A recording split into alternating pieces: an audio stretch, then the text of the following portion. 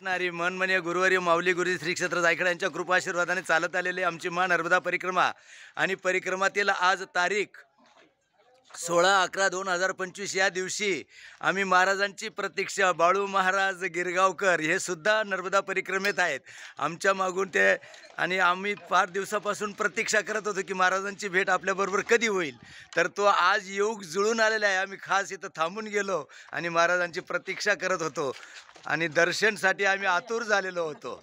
रामकृष्ण हरी सगळी मंडळी परिक्रमावासी मंडळी महाराजांच्या दर्शनासाठी हजर झालेली आहे। चला गाव सरदार नगर इथं आम्ही येऊन पोचलो आहे राम जानकी मंदिराजवळ।